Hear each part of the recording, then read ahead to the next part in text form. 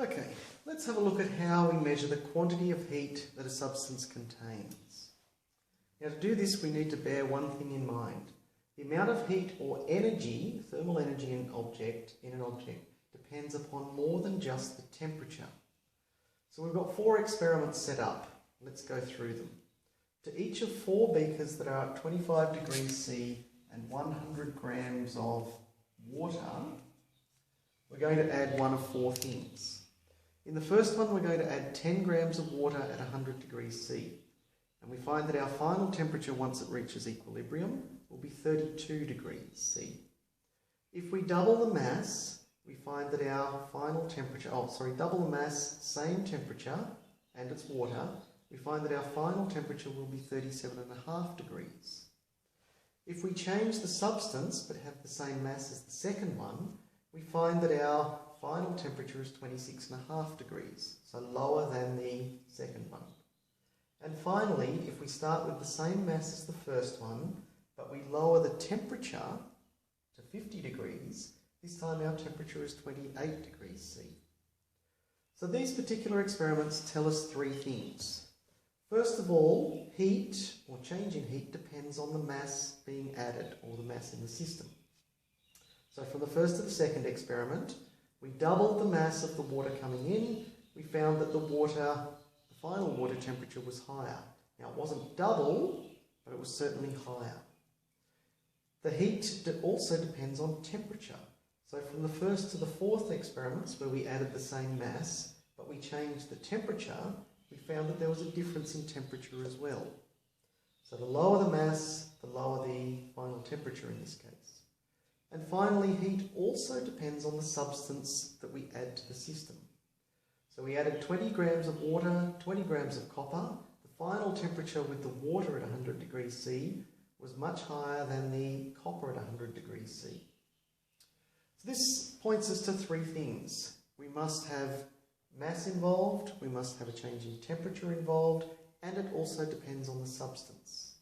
So before we look at the equation or derive the equation, there's one more little thing we need to look at, and that is this definition of specific heat capacity. We saw in our 3rd conclusion that we had a dependence on the substance in our system. So we can define this specific heat capacity for any substance as the heat required to raise the temperature of a 1 gram object by 1 Kelvin, or 1 degree C. We can use those interchangeably, and you often see them used as either 1 K or 1 degree C. So with this definition in mind, we can actually look at the specific heat capacities of various substances. So we've got aluminium, carbon, lead, mercury, water, and ethanol. And we see that their specific heat capacities, which we denote with the letter C, changes significantly.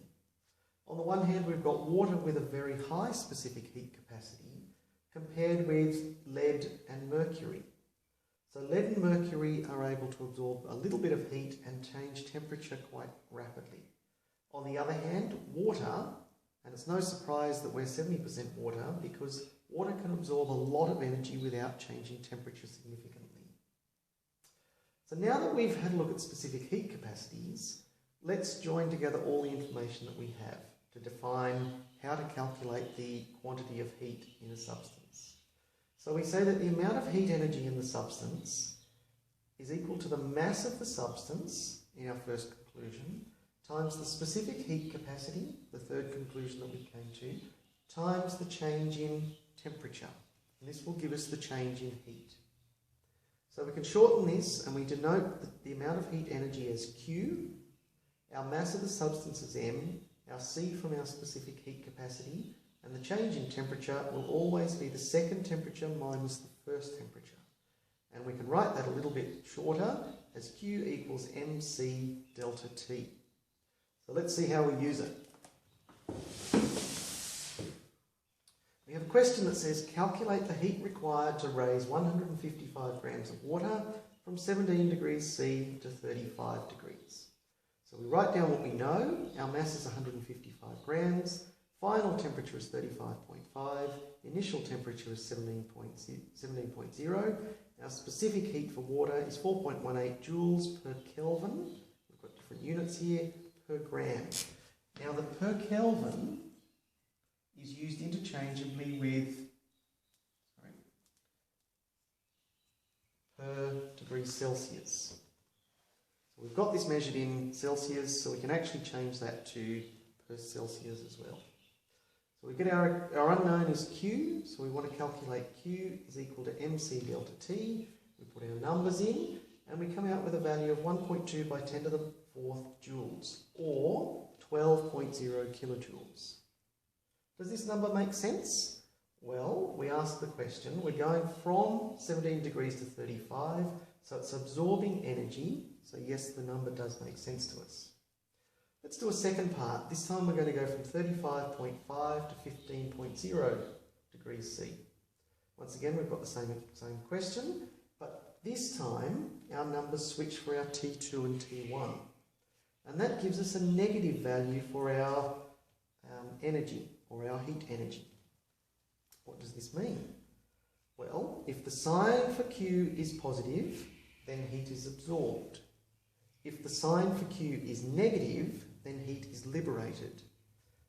So we've got to make sure we get that sign right, and it comes down to what we put as T2 and T1.